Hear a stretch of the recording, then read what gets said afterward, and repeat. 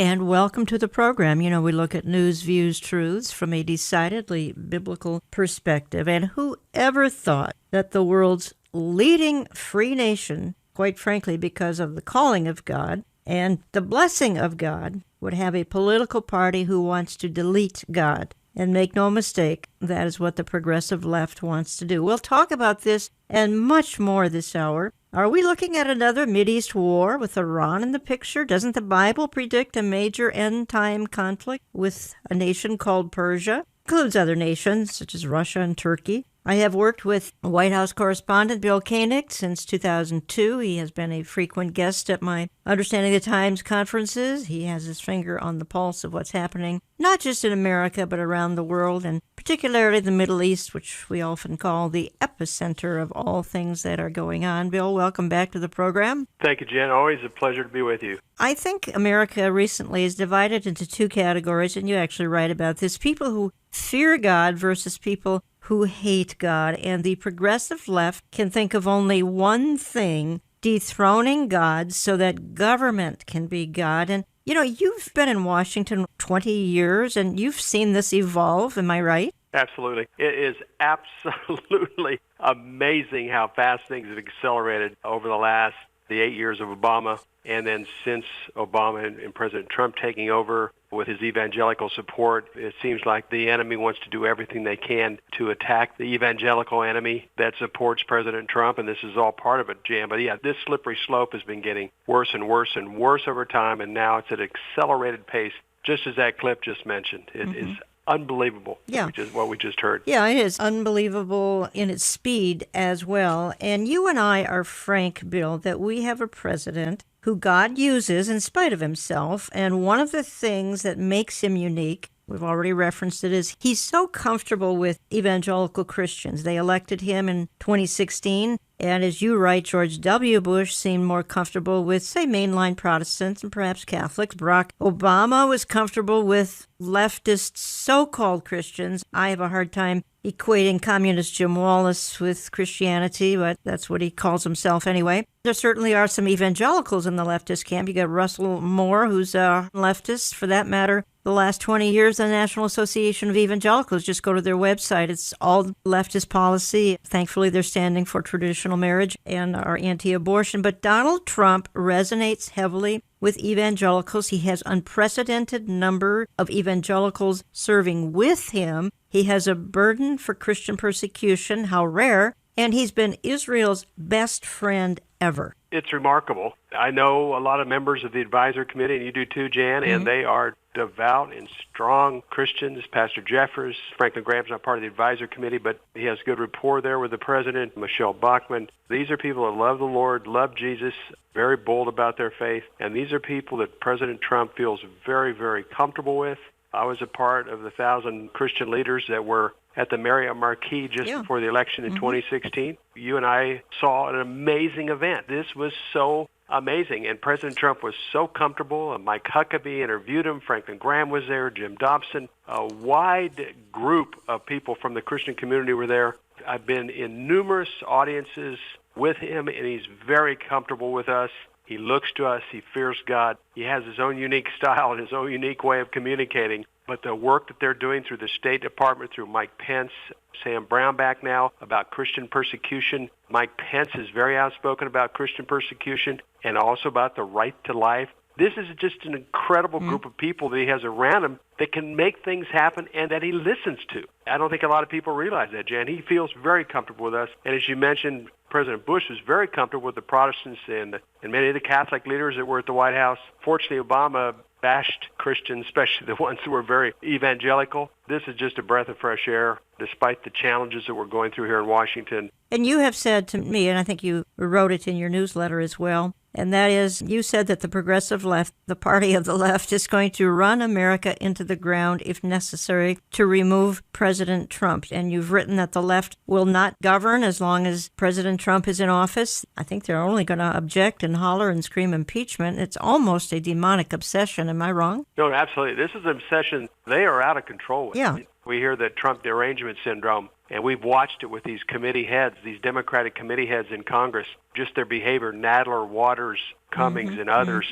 It's almost like they can't contain themselves, and they certainly don't want to see President Trump be successful at anything. He's getting a lot accomplished, as he mentioned in his re-election campaign beginning in Orlando. People that follow your program, our website, President Trump's accomplished a lot, and it has not been easy. Plus, with this Mueller thing hanging over his shoulder, he's getting a lot accomplished. He could get much more accomplished, and that's one thing that this Democratic-led House of Representatives, they don't want to see him get credit for anything, and they're making his life difficult, and unfortunately, it's putting their own obsessions and issues ahead of the American public, right. And that's unfortunate. If I could offer my 2 cents on all of this, and that would be that President Trump said something. He said this in a recent campaign speech, and that is that the party of the left is not so obsessed with him, though it certainly is, but he said it's equally obsessed with every conservative, patriotic, God-fearing, church-attending person in America, probably the Western world, that their goal is to wipe out, I think, this is my opinion, their goal is to wipe out every person who does not embrace a radical agenda, LGBTQ,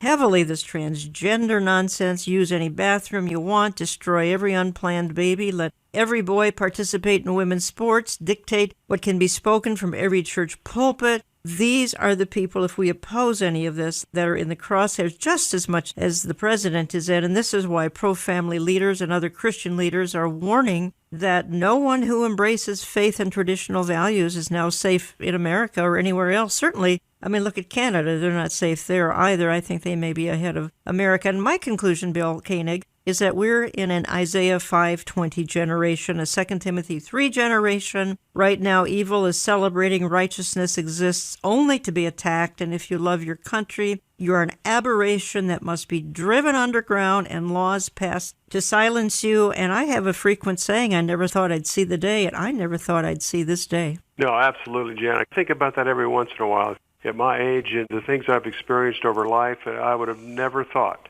at my age, at this time, having been away from high school, college, after college, business world, ministry, that I would ever see anything remotely like this. It's just unconscionable. And even if someone, let's say someone was off this planet for the last 10 and a half years, and if they came back right now, they would not even believe what's taking place.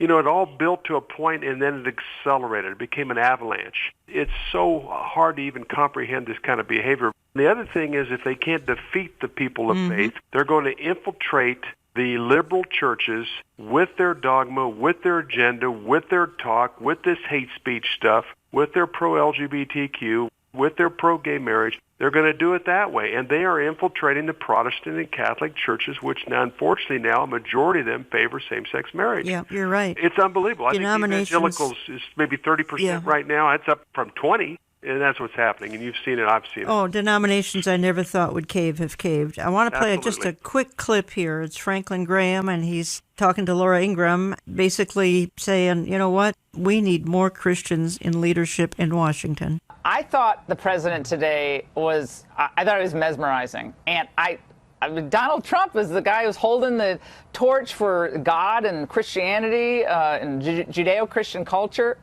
It's stunning.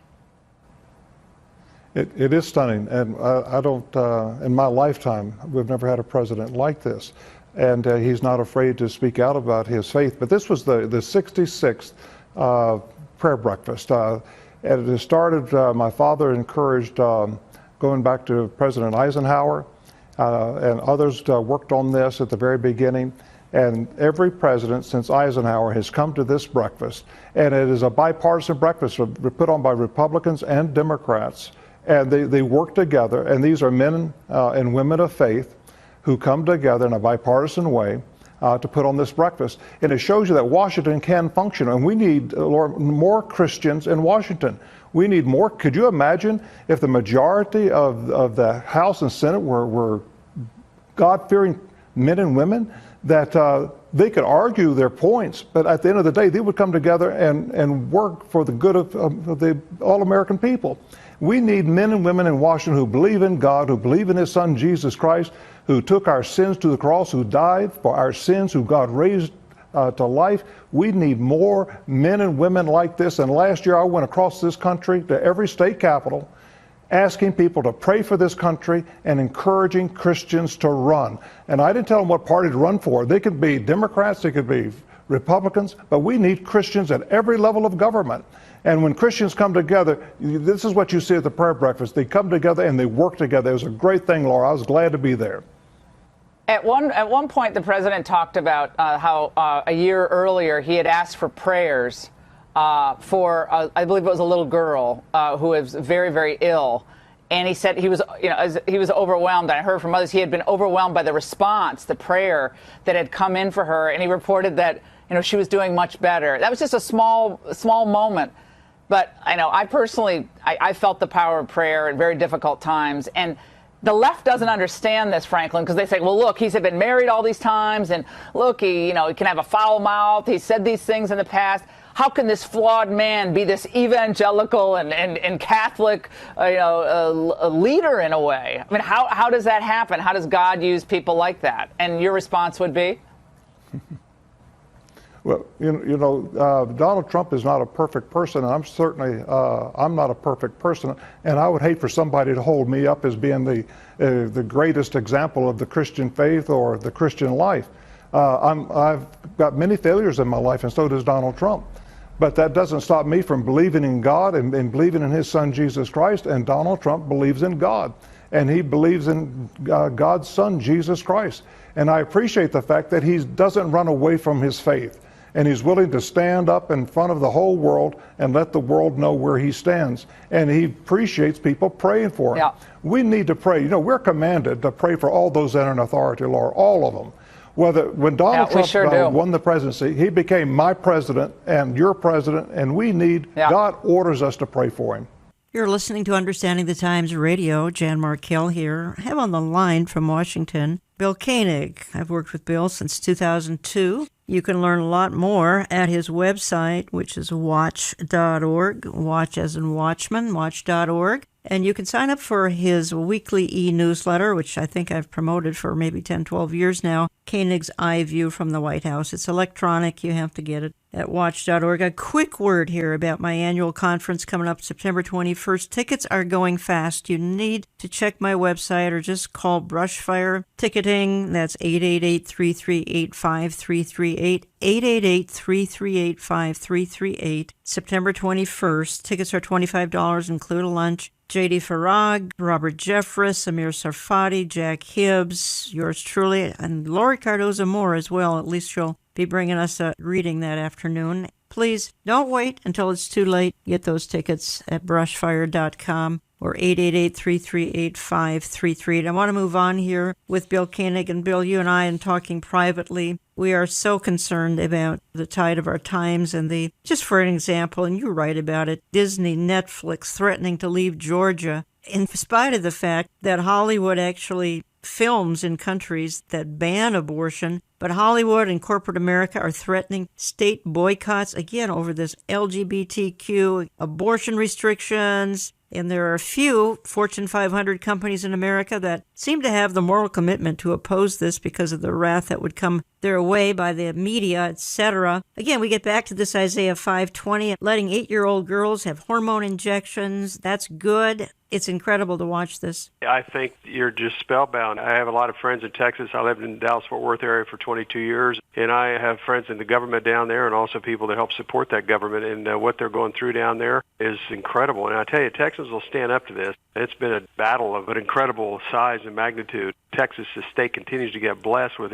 enormous oil and gas resources and just incredible economy, and the cities are booming, and at the same time, they're in a constant battle against corporate America, against the NFL. One time, other sports leagues were threatening to take the All-Star game out, the Super Bowl game out. Mm-hmm. It's unbelievable. Just on a bathroom bill. I mean, look what North Carolina went through. Yeah. Oh, incredible. But praise God for the boldness in these leaders in these states that are doing the right thing, biblically speaking. They stand up for life. They stand up for marriage, man and woman, as it was designed for. They take on these corporate powerhouses that are in there looking for deals anyhow. A lot of times they get so many big tax breaks. the taxpayers end up paying for it, and the shareholders of these large corporations are the one that benefit, not the people outside of the jobs. This is a slippery slope, Jan. It's not getting better. Unfortunately, it's getting worse. You know, and anytime you say anything about this, considered hate speech, yeah.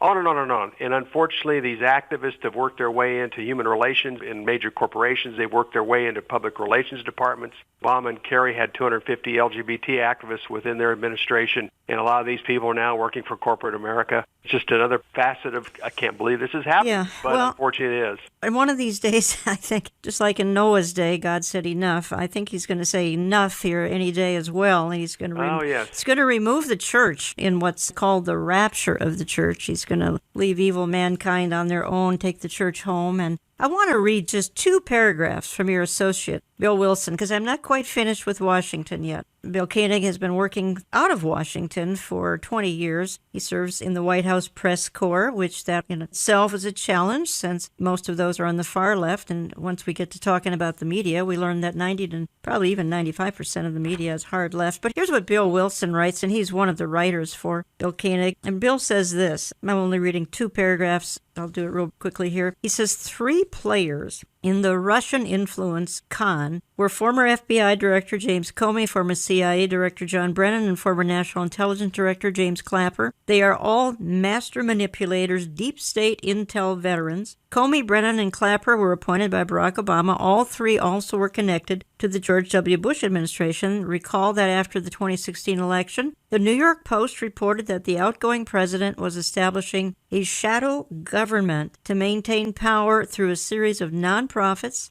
government insiders, and appointed judges in the court system. Most know that these 3 actors were intimately involved in trying to take down the newly elected president. What you may not have known is the shocking revelation of these perilous times. And then the last paragraph I'm reading by Bill Wilson, who writes for Koenig's International News. He says, Washington Times columnist Robert Knight and author Diana West have revealed a legitimate communist concern surrounding these men. Knight reports that West, in her book, The Red Thread, documents that Brennan and Comey are communists. West documents Brennan's September 16, 2016, admission of voting for the Communist Party in 1976, that's in the U.S., during testimony before the Congressional Black Caucus Foundation. Knight reports that Comey admitted identifying as a communist when he was a young man and still reveres Marxist theologian Reinhold Niebuhr as his spiritual lodestar. Clapper told the House Intelligence Committee in 2011 that the terrorist sponsoring Muslim Brotherhood was just secular and that it had no overarching agenda. So, Bill, and this is written by Bill Wilson, one of your colleagues, actually Curtis Bowers referenced this as well, but I think your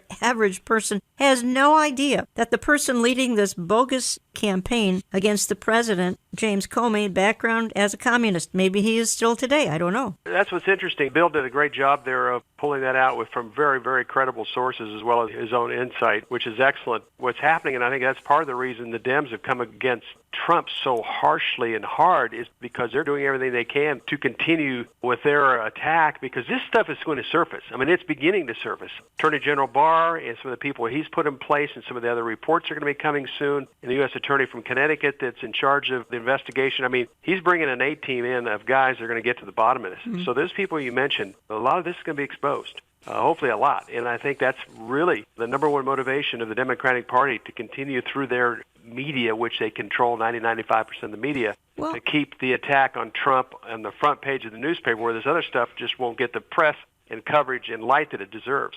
I want to transition into the media, and you're certainly a member of the media, and you've told me 90% at least are hardcore left. I'd certainly like to know what's in the drinking water at these journalism schools that they crank out one Marxist after another, anti-American, anti-Christian, anti-God, anti-righteousness, anti-flag, anti-patriotism. That's what they're cranking out in these journalism schools. I just want to play a clip here. It's Mark Levin. And then I want to address you, Bill, on the media. I want to quote you as well out of your newsletter, because I think you've written some brilliant paragraphs here. But here, Mark Levin, in his new book about the media, he says, look, free press is destroyed. You and I and my listening audience is an enemy of the press. More Americans are worried about fake news than terrorism. That's the part of this clip you may not hear. That's kind of a lead-in before we get to Mark's comments. More Americans are worried about fake news than they are terrorism. Just about everybody I know has turned television off because it's intolerable. Let's just play that clip.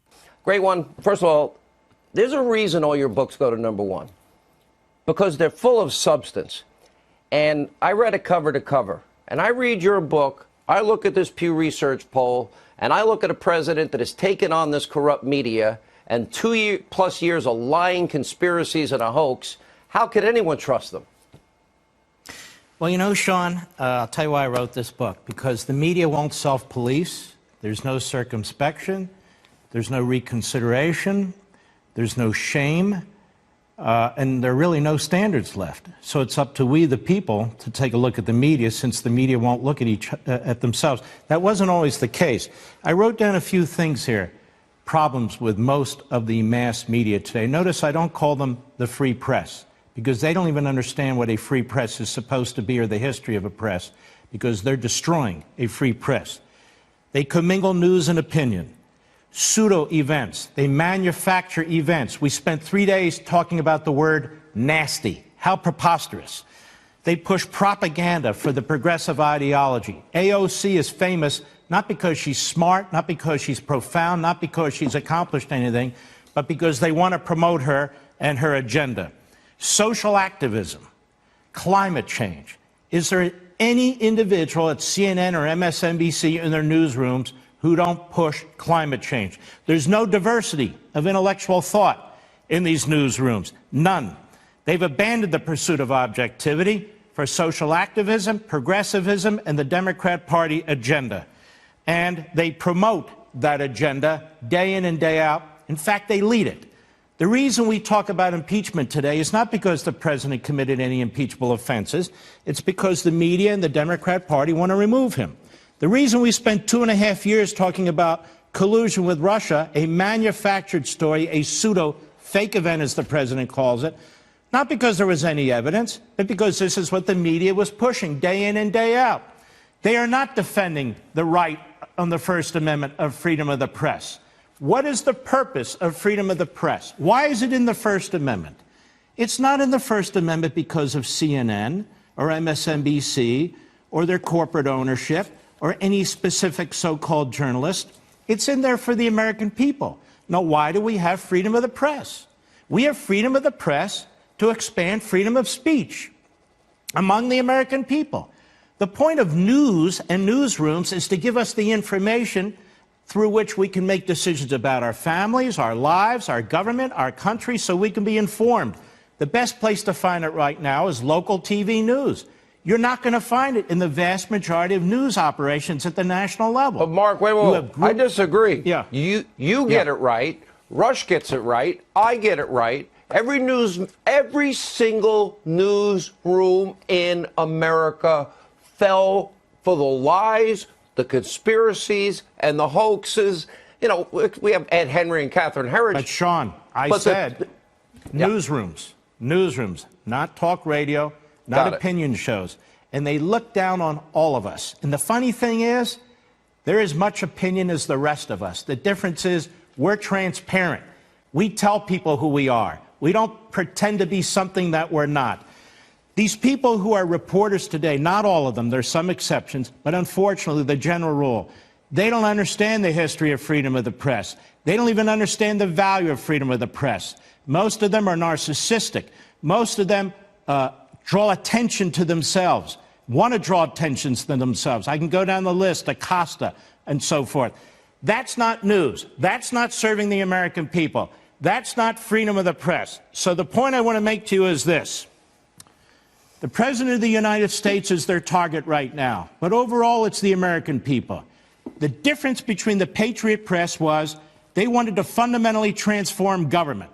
The press today wants to fundamentally protect it. They're the Praetorian Guard of big government.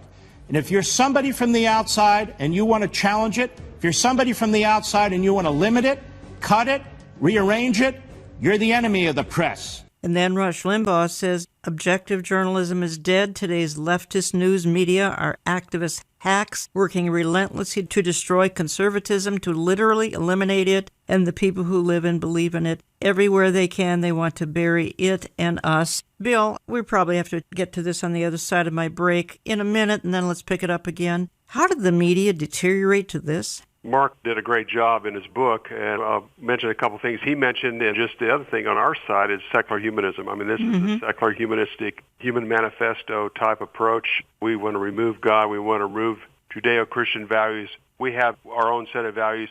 We need to take care of these people that can't take care of themselves. And then when you have no moral foundation, then all the other perverse things slip into a life, an agenda, and a lifestyle. It affects everything. Think of what it was like when we were growing up, Pledge of Allegiance before school prayer before we started school. We didn't have problems in schools. We didn't have problems in our communities. We didn't have problems in our homes. Over time, it's manifested into this disease, and now this national disease that we have. And those people, unfortunately, the media in the Democratic Party are in lockstep. That's about 90%. I'm having trouble finding the 10% conservatives, but it's about 90, 95%, somewhere in that range, Jan. But this is a formidable foe. The old saying is you don't want to argue with someone that buys their ink by the gallon. Trump has taken them on, and thank God for Twitter and other social networks. Otherwise, this wouldn't be getting out at all. Fox is about the only source.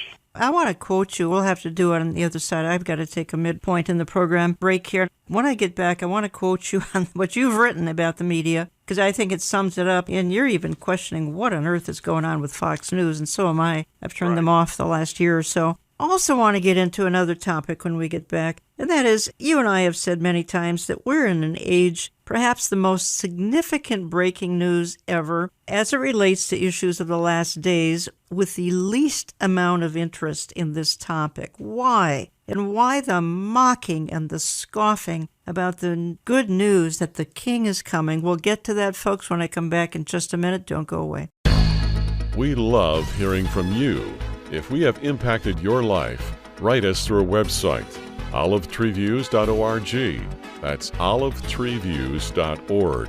Call us Central Time at 763-559-4444. That's 763-559-4444. You can reach us by mail by writing Jan Markell and Olive Tree Ministries, Box 1452, Maple Grove, Minnesota, 55311.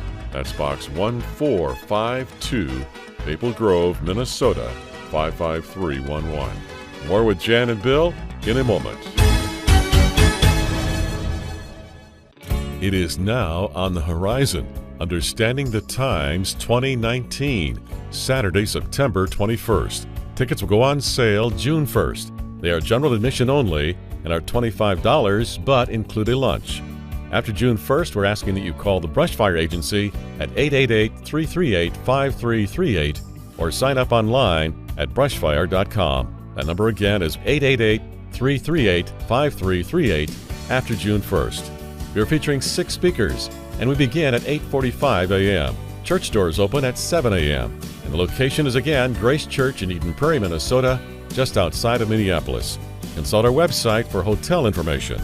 Our speakers include Dr. Robert Jeffress. These signs that have been around for a long time, they are increasing in frequency and intensity. I think something big's about to happen.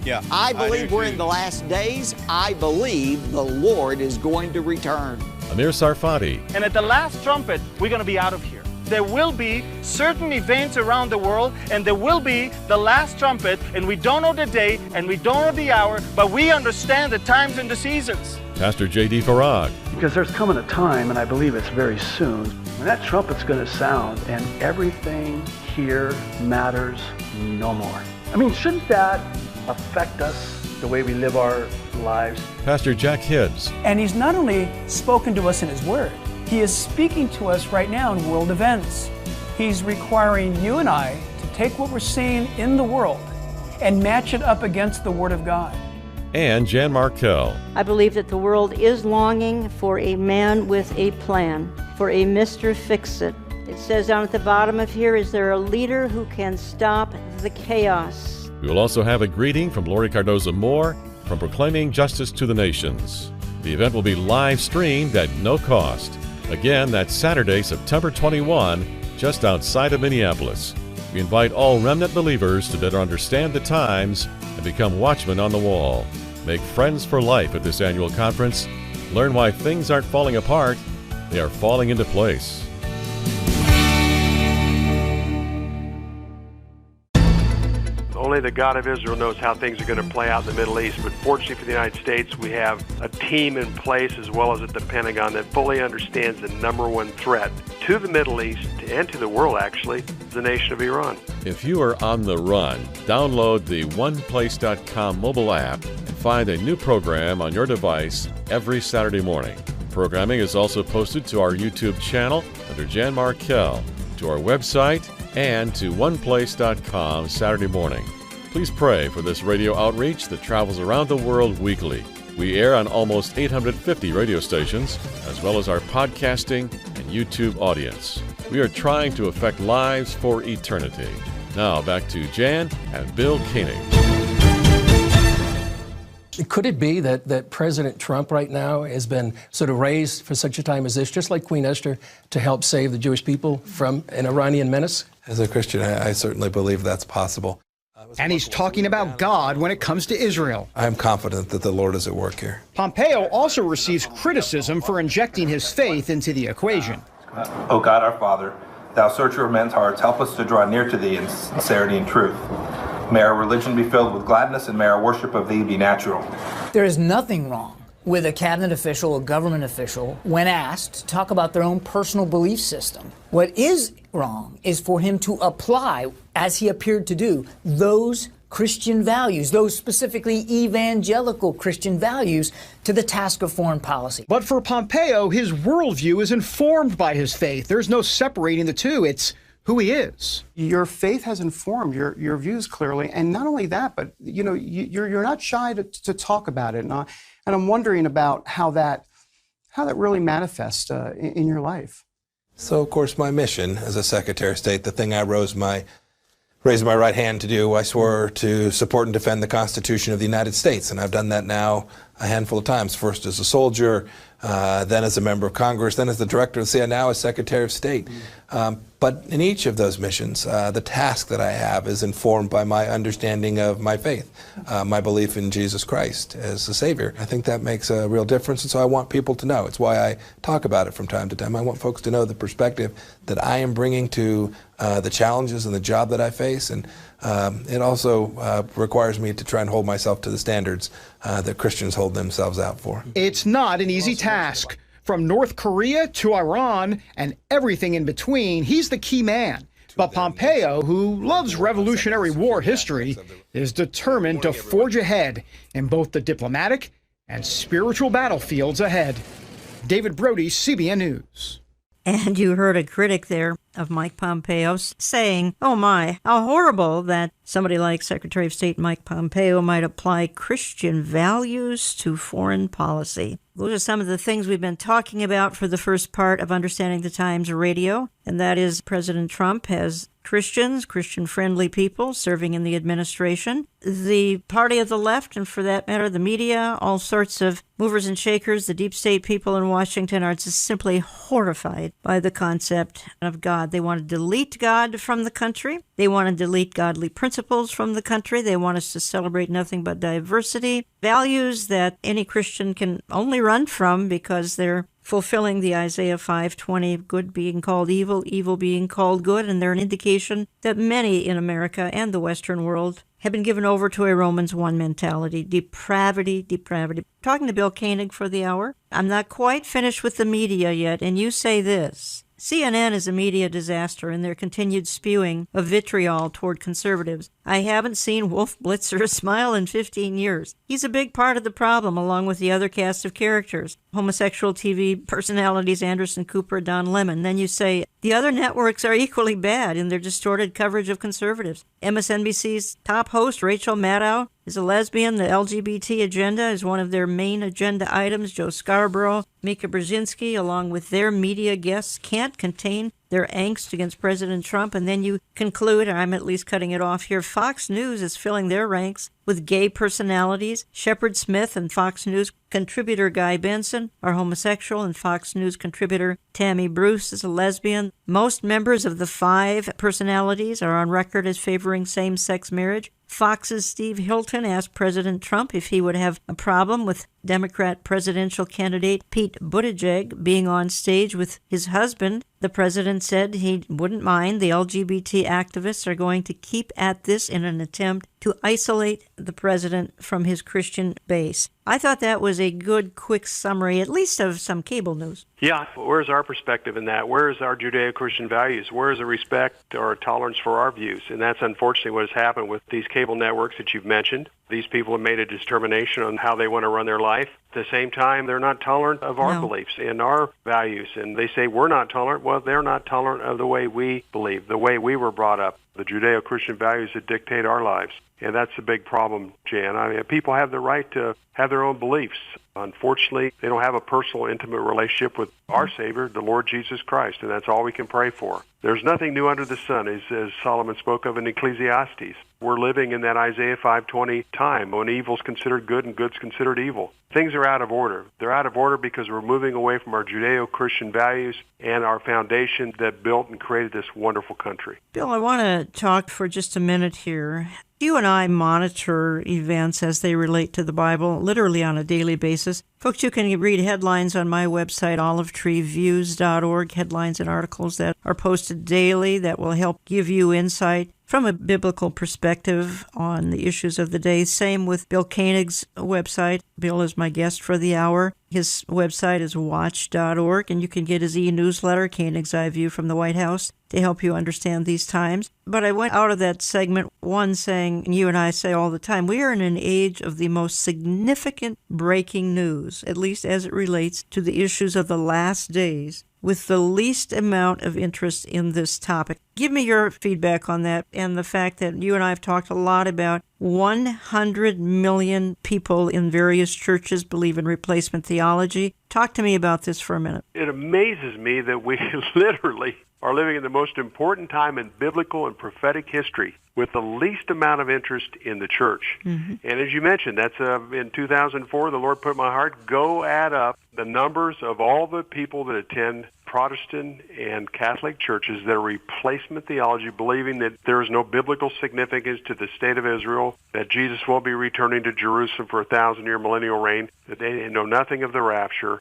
And they're the ones that are calling for Israel to leave the covenant land that God gave to Abraham, Isaac, and Jacob and their descendants. I'm amazed that this biblical illiteracy is like this today. And these are the ones with the World Council churches, National Council churches, that are calling on Israel to give up Arab land. The Arabs, their land. It's amazing to me, Jan. But again, the 27% of the Bible that's Bible prophecy, that's as important today as it's ever been because we're getting close to that day when the Messiah returns. Fortunately, we understand that, but you have all these people in direct opposition because they believe that Bible prophecy is allegorical, not literal. That's right. So consequently, if they're an error there, they're going to be an error in other parts of the Bible. I want my audience to hear just some of the scoffing that's going on out there. It's simply shocking. I'm talking now about issues related to end times, Israel, Jerusalem, because they're all tied together. It's a clip I found. I'm not even sure who it is. It's off of a YouTube video. But I just want you to listen to the tone of this, folks, and then put this into perspective of how important what Bill Koenig and I are talking about for this hour, some of the most important insight and perspective on our times, because it has everything to do with how quickly the Lord is coming back. And now listen to the scoffers. I've told you before about the evangelical support for Israel being very heavily driven by the belief that by supporting Israel, the second coming of Jesus Christ will happen. And depending on your flavor of Christianity, this will bring about the rapture or the apocalypse or the end times or the end of the world, whichever lovely phrase your sect attributes to that event. I've also told you before about outrageous Fox News host Jeanine Pirro, who was at some point a judge somewhere, really scary to think about. And she combined her insanity with the evangelical insanity around Israel in one lovely segment where she praised Donald Trump's decision to move the embassy that the United States has in Israel from Tel Aviv to Jerusalem as the fulfillment of a biblical prophecy. Listen to Jeanine Pirro here, just gushing about how great Donald Trump is. Donald Trump sent Iranians who are the descendants of Persia a message to reflect on their own history. Right. And that it was the king of Persia who 1,000 years before Muhammad was even born, that said Jerusalem was the capital of the Jewish people's country. Crucial. There will be no Ottoman empires or Shia nations that will destroy Jerusalem any longer. Donald Trump recognized history. He, like King Cyrus before him, fulfilled the biblical prophecy of the gods worshipped by Jews, Christians, and yes, Muslims, that Jerusalem is the eternal capital of the Jewish state, and that the Jewish people finally deserve a righteous, free, and sovereign Israel. I noticed she has that same weird pronunciation of Jerusalem that Trump had in that video, where it wasn't clear whether he was trying to eat his tongue or maybe had a denture issue. I wonder if maybe it's like having veneers that are too big or something like that. Shrushal. It's a weird. Did you notice that, Pat? Yeah. It's a weird thing that's going on Maybe there. it's connected to being a Trump supporter in some way, I don't although know. it would be hard to draw that line exactly. Yeah, hard to parse it out. How is this news? Like, how does this count as news analysis? These are quite literally the rantings of a disjointed and ignorant person. And I wonder, like, do they know that this is the biblical prophecy that ends with the destruction of life or the rapture? I know some of them know that and love it. Like, they think that's the greatest thing, nothing better than the rapture. But I think that that's part of the story that some of these people are missing. And the other just laughable thing that shows you how transparently devoid of any meaning all of this nonsense is that in reality, the relocation of an embassy doesn't have anything to do with biblical prophecy, right? Like, Jerusalem as the real and enduring capital of Israel either is or is not. But a nearly obese 71-year-old president saying that we're moving a building from one city to another, that doesn't materially change the biblical meaning of what's going on. And that's what's sort of truly beneath evangelical support for Israel. It's this nonsense where more than 50% of American evangelical Christians believe literally that Israel is a requirement for the rapture or Armageddon or the apocalypse, call it what you want, the end of the world. They want that, right? And they see Jerusalem as ground zero for that. And it is really important to understand this. When you hear about the political support that Israel gets from the right, Bill Koenig, 2 Peter 3 screams at me about the mocking and the scoffing going on. I'm sure it does you as well. Those guys are so clueless. Where do you begin? Yeah, where do you begin? I know. But they're indicative of what's out there. Oh, it's a great example, Jan. And no connection of the dots. Their level of understanding is so inadequate. You know, unfortunately, there are just a small amount of us that are truly tuned in evangelicals. That's why I just praise God for the opportunity to understand from Genesis to Revelation is His Word, and for us to follow the Word from beginning to end. And the prophecy is as relevant today as it's ever been. And it excites me to see God moving in my life and other people's lives and answered prayers, and then to watch Bible prophecy playing out in our day. It's incredibly exciting. And the time clock is Jerusalem and the state of Israel, and it's exciting days. You have written a lot about, and one of your books is Eye to Eye, Facing the Consequences of Dividing Israel. And recently in your e-newsletter and other places, I've heard you comment and watched, you comment and read things. We have had just astounding May and early parts of June here, astounding, I would say, weather catastrophes. We've had, I think, 500 tornadoes in just a few weeks. That was back in May. It's sort of one calamity after another. And you feel that some of these calamities have come about because America is messing with God's covenant land, possibly with Jared Kushner trying to divide the land. At the same time, you and I acknowledge Israel's never had a friend like Donald Trump. So how are you connecting the dots here? We got Jared Kushner maybe trying to divide the land. Donald Trump, who's not going to let anything harmful happen to Israel. Well, it all gets back to the importance of that land. Regardless of friend or foe, God gave that land to Abraham, Isaac, and Jacob and their descendants, and it's not to be divided, parted, parceled, whatever. It's His covenant land. And I've documented 129 events since the perfect storm was sending 30-foot waves into President Bush's home in Madrid, Spain on October 30 of 1991. I've noticed in my studies and history of documenting all these events, when we've had Midwestern floods, that's been the period of the most active effort in the peace process.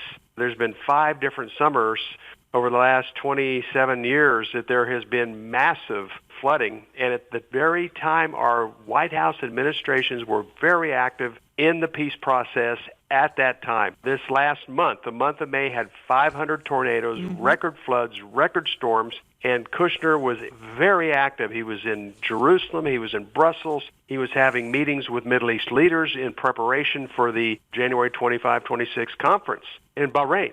So his whole month of May was very active. They acknowledged the date. They invited everybody. He had these key meetings with NATO leaders, Israeli leaders, Middle East leaders, and all of this was taking place in the heartland of America as the heartland of Israel is being discussed. Well, very interesting. And yet, as I said, and I emphasize and reemphasize, I cannot fathom the president allowing anything to happen that's going to harm the nation of Israel, her boundaries, her borders, her people. I could be very wrong, but I just have a hard time seeing that happen. Well, I agree with that. I definitely agree. And that's what your good friend Michelle Bachmann and others, we've contacted the White House. You've addressed in one of your programs. We've been involved. They're aware of what we're saying. They're aware of the message. They're aware of the importance of the covenant land of Israel from a biblical perspective. So the Lord has definitely opened those doors for Michelle, myself, thanks to Michelle, to be able to get this message to the administration. And I think they are very well aware of it. Partially, it's interesting, is they were going to do the economic and political at the same time, the political being the land, and they decided to kind of break it into two parts, starting with the economic, and the political has been delayed again because there is not a government in Israel, so that possibly will be November. But we continue to say, please,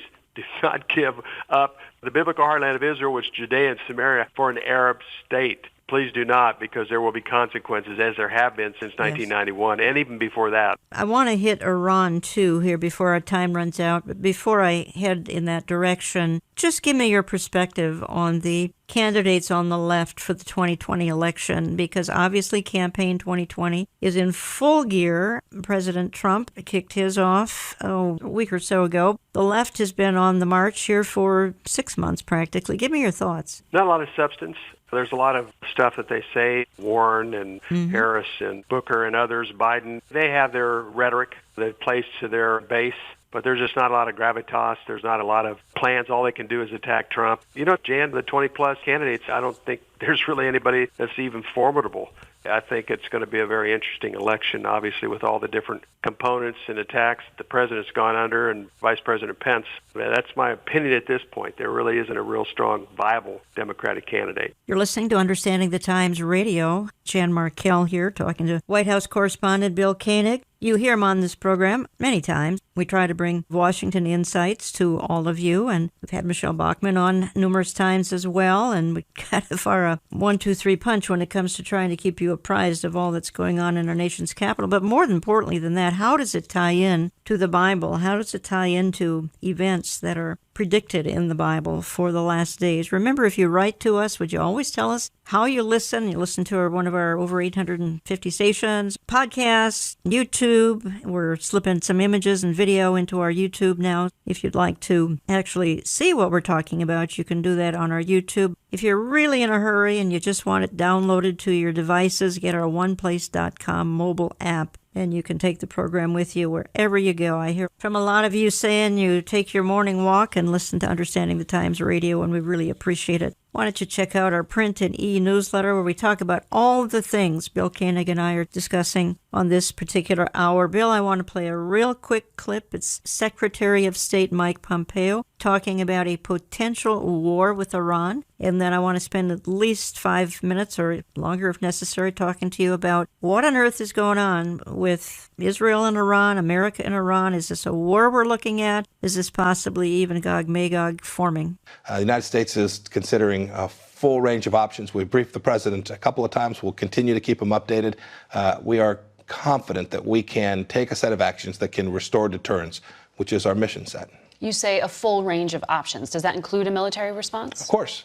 Of course, the president will consider everything we need to do to make sure, right? What's the president said? We don't want Iran to get a nuclear weapon.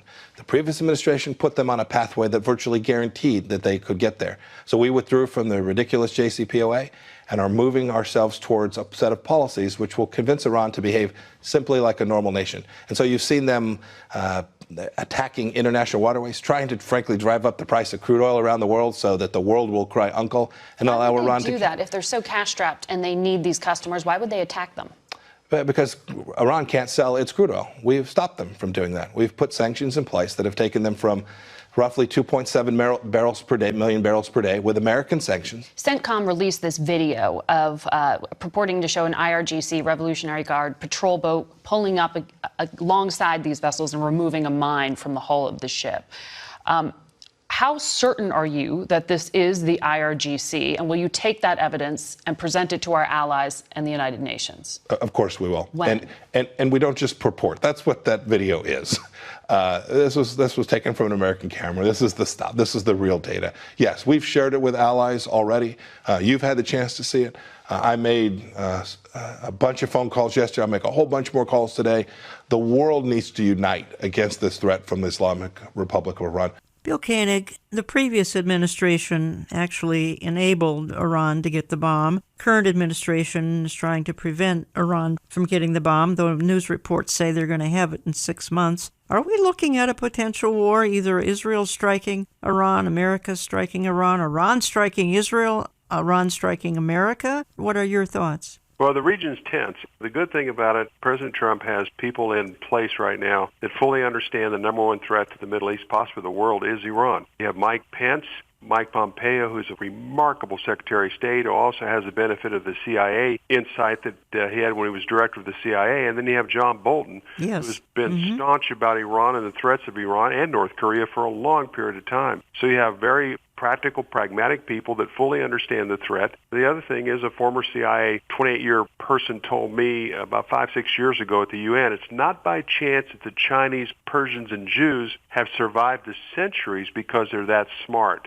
So this is a very formidable group. I mean, they're three-dimensional chess players when everybody else in the Middle East is playing checkers.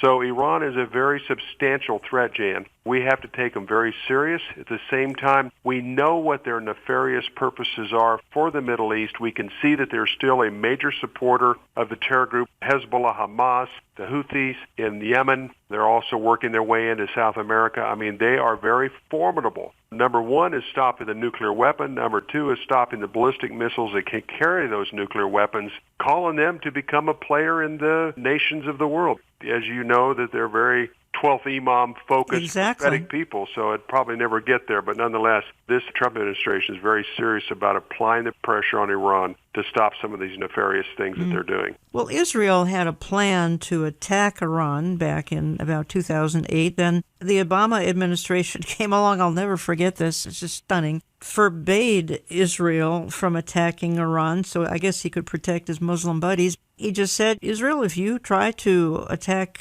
Iran, Iranian nuclear reactors, our U.S. planes will shoot your planes out of the sky. I'm sure you about fell out of your chair when you read that too, Bill. Absolutely. It's October 2008. Israel's about ready to just turn their jets on and go. White House caught wind of it. Obama said, look, if you don't do this, we will promise you we will start pushing for sanctions right after the election in 2009. And Netanyahu was all but ready to go and were stopped by Obama at that point, and then it ended up working this way into this agreement that the Trump administration is not favoring. Wouldn't now be the time? Now Israel has the most friendly U.S. president in its 71-year history. Israel has the needed weaponry. At the same time, it would not be like the 1981 strike on the Iraqi nuclear reactor. Wouldn't now be sort of the ideal time for Israel to do this, to make some kind of a strike? Yes, for two reasons. Number one is the situation with Hezbollah on their northern border is getting much worse. Number two is Iran is developing some weaponry in Lebanon. They're also bringing it in that Israel continues to take out with aircraft. That continues to be an issue and a problem. They also bought a lot of stealth jets from us. They can give them a lot of different capabilities that they didn't have before. Their 2008 plan was brilliant. It was all kinds of things. Cyber, localized EMP, bringing jets in from Kyrgyzstan. And you have an administration right now. Two things. This administration could benefit a lot with what Israel's already done in preparation for that inevitable attack on Iran. Very likely the fulfillment of Jeremiah 49:35 through 39 that speaks of Elam, which is modern-day Iran. So this would be a formidable Israel-United States cooperation in the event to deal with this enemy that the leadership of Iran continues to talk about, the wiping out of the little Satan, which is Israel, and the big Satan, which is the United States. They are bent on determined to wipe out Israel, and no one knows it better than Israel, and they must do something as well. And one other quick note here, Jan. The Saudis are petrified of a nuclear Iran because they believe Israel would be the first to be hit, and they would be the second to be hit, and they need to be prepared as well. And that's another reason the Saudis are looking to the United States and Israel to be assistance to them. Well, and Iran is waiting for the Mahdi. You called him the 12th Imam, same thing, the Mahdi. Islamic Mahdi, the Islamic Messiah, and I think they believe that chaos will welcome the Mahdi, so I think they'd love to create chaos, which is unthinkable, Bill, if you're thinking of nuclear weaponry dropped on innocent people just to bring in their Mahdi, but these people are capable of doing that. Yeah, that was the big talk, Jan, during Obama's time in office, the 12th Imam of the Mahdi. We haven't heard a lot about it lately, but we know that the supreme leaders of Iran are very prophetic when it comes to that, which you just discussed. And I would imagine it's as much so than ever before. They just aren't addressing it or mentioning that. Only the God of Israel knows how things are going to play out in the Middle East. But fortunately for the United States, we have a team in place, as well as at the Pentagon, that fully understands the number one threat to the Middle East and to the world, actually, the nation of Iran. If you'd like to learn more, folks, visit Bill's website, watch.org. Sign up for his Koenig's Eye View from the White House e-newsletter. He's got 2 books he's offering over there, Obama's Legacy and Eye to Eye, Facing the Consequences of Dividing Israel. And as I go out of the program, I feel I need to remind us, we live in unstable times. We live in biblical times. Frankly, we live in times that the prophets of old longed to see, but it is both a privilege and a challenge to be born for such a time as this. So many I hear from are walking through a fire. Many of you listening today are walking through a fire. And it seems the world is always engulfed in turmoil as well. Let me leave you with the verse from Psalm 31.